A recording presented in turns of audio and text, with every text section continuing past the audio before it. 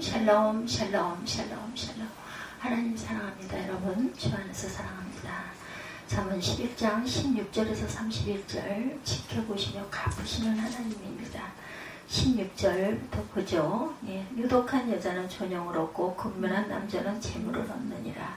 인자한 자는 자기 영혼을 이롭게 하고 잔인한 자는 자기의 몸을 해롭게 하느니라. 악인의 삭스는 허무하되 공의를 뿌린 자의 상은 확실하니라. 공의를 굳게 지키는 자는 생명에 이르고 악을 따르는 자는 사망에 이르느니라. 마음이 굽은 자는 야훼께 미움을 받아도 행위가 온전한 자는 그의 기뻐하심을 받느니라. 악인은 피자 손을 잡을지라도 벌을 면하지 못할 것이나 의인의 자손은 구원을 얻으리라. 아름다운 여인이 상가지 아니하는 것은 마치 돼지코의 금고리 같으니라. 의인의 소원은 오직 선하나 악인의 소망은 진노를 이루느니라. 흩어 구제하여도 더욱 구하게 되는 이에 있나니 과도히 아껴도 가난하게 될 뿐이라. 구제를 좋아하는 자는 풍족해질 것이요 남을 윤택하게 하는 자는 자기도 윤택하여지리라. 곡식을 내놓지 아니하는 자는 백성에게 저주를 받을 것이나 파는 자는 그의 머리에 복이 임하리라. 선을 간절히 구하는 자는 은총을 얻으려니와 악을 더듬어 찾는 자에게는 악이 임하리라. 자기의 재물을 의지하는 자는 패망하려니와 의인은 푸른 잎사귀같이 번성하리라. 자기 집을 해롭게 하는 자의 소득은 바람이라. 미련한 자는 마음이 지혜로운 자의 종이 되리라. 의인의 열매는 생명나무라. 지혜로운 자는 사람을 얻느니라. 보라, 의인이라도 이 세상에 보응을 받거든 하물며 악인과 죄인이리요. 11장 마지막 절이죠. 의인이라도 이 세상에서 보응을 받거든 하물며 악인과 죄인이 어떻게 했느냐는 거죠. 보응을 받는다는 거죠. 하나님은 세상을 방관하시는 분이 아니시죠. 의인을 칭찬하시고 악인을 벌하시는 분이십니다. 오늘 본문에 의로운 자가 받을 풍성한 상급과 악인의 패망을 비교해서 보여주고 있어요. 의로운 자에게 분명히 상을 주신다. 16절에서 20절 말씀이죠. 우리 함께 읽었지만 다시 한번 보도록 합니다. 16절에서 20절 말씀. 유독한 여자는 존영을 얻고 근면한 남자는 재물을 얻느니라. 이렇게 말씀합니다. 인자한 자는 자기의 영혼을 이롭게 하고 잔인한 자는 자기의 몸을 해롭게 하느니라. 악인의 삭스는 허무하되 공의를 뿌린 자의 상은 확실하니라. 공의를 굳게 지키는 자는 생명에 이르고 악을 따르는 자는 사망에 이르니라. 마음이 굽은 자는 야훼께 미움을 받아도 행위가 온전한 자는 그가 기뻐하심을 받으니라. 이렇게 말씀합니다. 의로운 자에게 분명히 상을 주신다고. 선하고 살고 자비를 베풀며 자신에게 손해라고 생각하는 사람은 그러한 일을 계속하지 못할 것인데, 단기적으로 본다면 다른 사람을 돕고 바르게 살며 손해를 보는 경우들이 많죠. 그러나 기억해야 할 것은 우리가 느끼지 못할 때 많이 있다고 해도 하나님은 늘 우리 곁에 계셔서 우리의 행동을 늘 바라보고 계신다라는 것. 우리가 의롭게 행동하느라 손해본다 해도 그것은 결코 손해가 아니죠. 16절이죠. 유독한 여자는 존영을 받고 근면한 남자는 재물을 얻으리라. 이렇게 말씀하고 있어요. 인자한 자는 17절이죠. 자기 영혼을 이롭게 하고 잔인한 자는 자기의 몸을 해롭게 한다. 16절에 유독한 여자의 유익을 설명하는데 22절에 아름다운 여인의 합당치 못한 행동과 연결돼서 한 단락을 이루고 있습니다. 22절 아름다운 여인이 상가지 아니하는 것은 마치 돼지코의 금고리 같다. 이렇게 말씀하고 있습니다. 16절을 이해하기 위해서 근면한 남자에 대해서 정확하게 이해해 봅니다. 17절에 인자한 자와 잔인한 자가 대조된 것을 볼 때 근면한 남자라기보다는 힘을 사용해서 억압한 자라는 의미가 더 합당할 것입니다. 16절처럼 연약하지만 자비로운 여인과 무자비하고 폭력적인 남자의 삶을 근시안적인 관점에서 원시적인 관점으로 설명하고 있어요. 근시적으로 볼 때 폭력으로 얻은 외적인 부가 자비로운 삶의 열매인 내적 존용보다 더 커 보이지만 폭력으로 얻은 외적인 부는 결국 자기 자신을 해롭게 한다는 것입니다. 그러나 내적인 존용은 겉으로는 드러나지 않지만 영혼에 유익을 준다. 11장 18절이에요. 악인의 삶은 허무하되 공의를 뿌린 자의 상은 확실하다라고 18절에 말씀하고 있죠. 그리고 19절에 공의를 굳게 지키는 자는 생명에 이르고 악을 따르는 자는 사망에 이르느니라. 이 두 구절은 악인과 공의, 공의와 악인이라는 역교차 대구법을 쓰고 있습니다. 18절이 일반적인 진술이라면 19절은 보다 구체적인 예를 들어서 공의론자와 악인의 인생의 결과를 대조하고 있죠. 18절에 악인은 거짓된 소득을 만들지만 의를 뿌리는 자는 참된 보상을 얻는다 이렇게 말합니다. 여기서 씨 뿌리는 자의 이미지가 사용되고 있어요. 악인은 악의 씨를 뿌려 거짓된 열매를 거두지만 의의 씨를 뿌리는 자는 참된 열매를 얻는다는 진리를 강조하고 있습니다. 19절은 서로 다른 열매를 거둔 자들의 인생을 종말론적으로 대조하죠. 참된 열매를 얻는 자는 생명에 이르고 악을 쫓아 살면서 거짓 소득을 얻는 자는 사망에 이른다는 심판적인 선포가 내려지고 있습니다. 그러므로 공의로운 삶을 살아야 한다는 당위성을 강조하고 있죠. 잠언 11장 20절에 마음이 굽은 자는 야훼께 미움을 받아도 행위가 온전한 자는 그의 기뻐하심을 받으리라. 야훼께서 미움과 그의 기뻐하심을 받는다는 표현에 대해서 11장 1절에 보면 속이는 저울은 야훼께서 미워하시나 공평한 추는 기뻐하신다고 말씀하세요. 야훼께서 좋아하시는 것과 싫어하시는 것을 대조하고 있습니다. 마음은 사람의 인격의 핵심이고 이를 굽은 곳으로 특정 짓는 것은 마음이 악하다고 말하는 거죠. 마음이 굽었다는 것은 모든 행동의 근원인 마음이 하나님으로부터 벗어난 사람으로 그의 결정은 다 하나님의 뜻에서 벗어납니다. 이런 자들은 야훼께 미움을 받는다. 미움이라고 번역된 토에바는 단순한 미움이 아니라 혐오스러운 것, 가증스러운 것을 뜻한다는 것. 우리 말들이 원어적인 것과 조금 거리가 멀 때가 많아요. 그렇죠?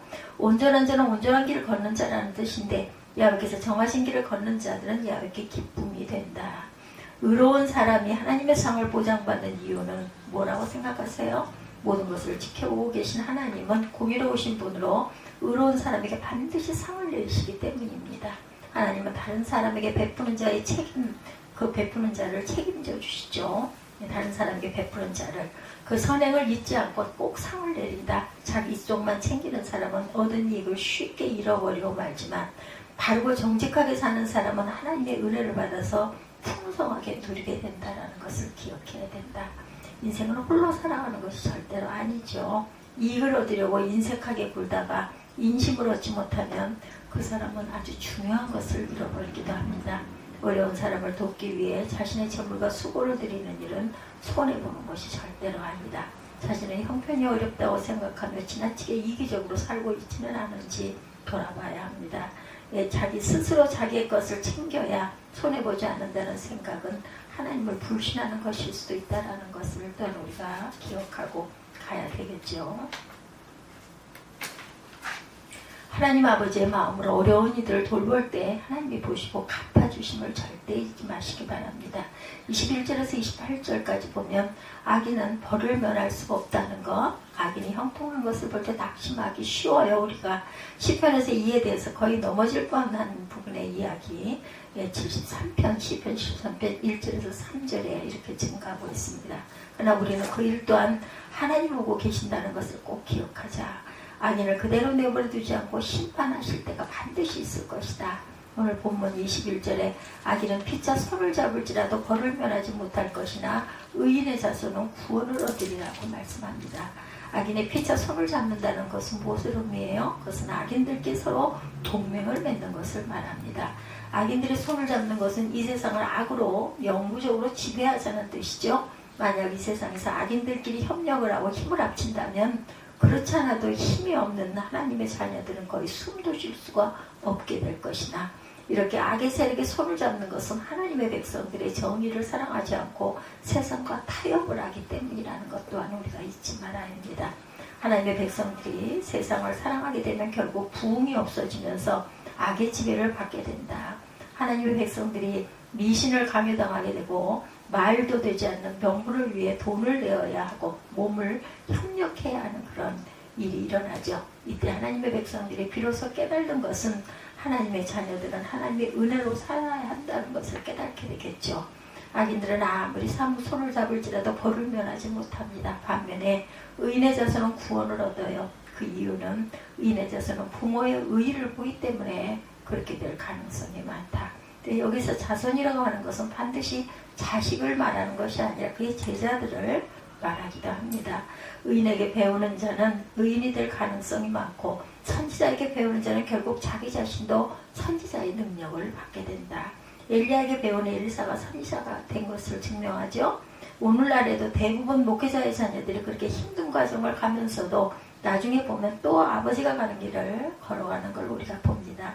목회자의 자식에게 목회를 대물림했다는 것은 그래도 목회 때 실패는 하지 않았다는 증거가 된다라는 것.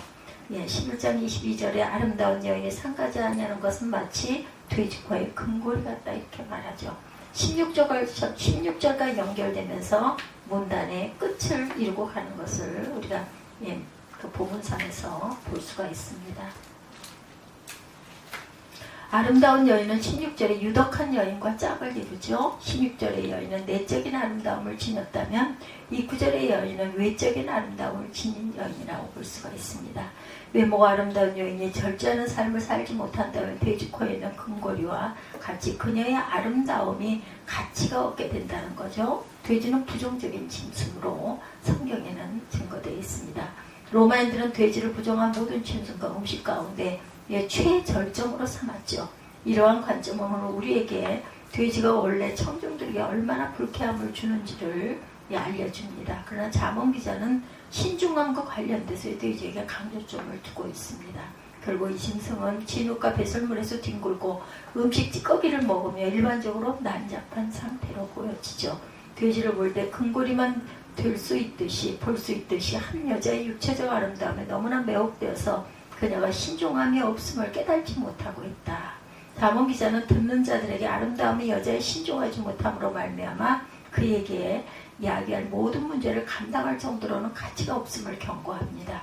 여자의 가치는 어디에 있는가? 육체적 아름다움이 있는 것이 아니라 야훼를 경외하는 것임을 잠언 기자가 말하죠. 31장 30절입니다. 고운 것도 거짓되고 아름다운 것도 헛되니 오직 야훼를 경외하는 여자는 칭찬을 받을 것이다. 육체는 나이가 들면 이빨청증 꽃한 나이와는 비교할 수 없을 정도로 달라집니다. 그래서 고운 것도 거짓되고 아름다운 것도 헛되다고 말씀하죠. 외모의 아름다움만 믿고 절제하지 못한 여인의 비유는 결국 16절에 덕만 있는 여인을 강조하는 역할을 하고 있어요. 잠언 11장 23절에 의인의 소원은 오직 선하나 악인의 소망은 진흙을 이루느니라 이렇게 말하죠. 이 구절은 30절과 31절과 함께 구제를 말하는 본 단락의 신학적 토대를 제공합니다. 잠언 10장 28절에 의인의 소망은 즐거움을 이루어도 악인의 소망은 끊어지느니라. 이 구절과 유사한 구조로 의인의 소원과 악인의 소원이 서로 다른 운명으로 인도되는 것을 묘사합니다. 잠언 11장 24절부터 보면 흩어 구제하여도 더욱 부하게 되는 일이 있나니 과도히 아껴도 가난하게 될 뿐이라. 구제를 좋아하는 자는 풍족하여질 것이요 남을 윤택하게 하는 자는 자기도 윤택하여지리라. 곡식을 내놓지 아니하는 자는 백성에게 조주를 받을 것이나 파는 자는 그의 머리에 복이 말이라. 선을 간절히 구하는 자는 은총을 얻으려니와 악을 더듬어 찾는 자에게는 악이 이 말이라. 자기의 재물을 의지하는 자는 패망하려니와 의인은 푸른 잎사귀같이 번성하리라. 구제의 신비한 경제의 원리를 보여주는 말씀드립니다. 이 말씀은 일반적인 상식과 모순된 경제 현상을 제시하죠. 일반적으로 말해 부자가 되려면 절약하는 것이 기본인데 절약하는 만큼 재산이 불어나기 때문이죠. 그러나 통제하고 저축하고 아낀다고 해서 무조건 부하게 되는 것은 아니라는 점을 깨달는 것이 지혜다. 오히려 가난하게 될 수 있다고 성경은 경고합니다. 따라서 재물에 목숨을 거는 삶을 사는 자는 어리석은 사람이다. 과도에게 아껴도 재물의 날개를 달고 일순간에 날아갈 수 있다는 것을 생각하지 못하기 때문이죠. 구제에 대한 도입부의 모순화 합법을 사용한 것은 독자들의 관심을 끌기 위한 문학기법이기도 합니다. 이에 상응하는 28절은 공동체의 위기 속에서 자신의 재물만 소중히 여기는 자들의 운명과 자신의 소유로 구제한 의인의 운명을 대조하면서 이 구절의 모순합법에 대한 근거를 제시합니다. 24절이 현상이라면 28절은 원리라고 볼 수가 있습니다. 11장 24절과 28절 봅니다. 흩어 구제하여도 더욱 부하게 되는 일이 있나니 과도히 아껴도 가난하게 될 뿐이라. 28절 자기의 재물을 의지하는 자는 패망하려니와 의인은 푸른 잎사귀같이 번성하리라. 대조를 하고 있죠. 그래서 보면 이 구절의 모순합법에 대한 근거가 24절과 28절이라는 것, 가정경제를 관리하는 행동에서 그 사람의 성격이 드러납니다.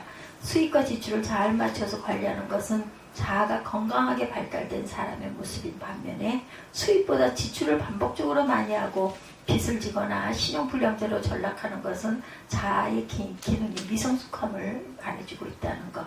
반대로 지나치게 절약하는 것도 심리적으로 미성숙한 상징이다. 따라서 적절하게 쓸 줄 알고 미래를 위해 약간의 저축을 하고 도움이 필요한 자들에게 기쁘게 경제적인 지원을 하는 것은 성숙한 신앙인으로 살아가는 데 필요한 삶의 지혜라는 것. 악인이 평안을 누리려고 도모해도 반드시 벌을 받게 되는 까닭. 이 악인은 어떤 방법으로도 하나님의 진노를 피할 수 없기 때문에 주에서 떠나 하나님의 말씀에 순종하고 살아가야 합니다.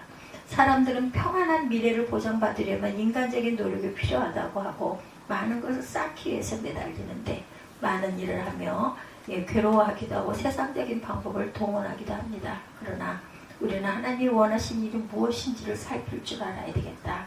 하나님의 뜻에서 벗어난 일이라면 부지런히 애쓴 일이 도리어 미련한 악행이 될 수도 있다는 것. 성경에 그러한 예들이 많이 나오죠. 바라는 소원이 이루어지고 풍요를 누리는 일은 근본적으로 하나님께 속한 일입니다. 그러므로 해결하기 어려운 난관을 만나면 하나님을 만나는 자리에 더욱 가까이 나아가자.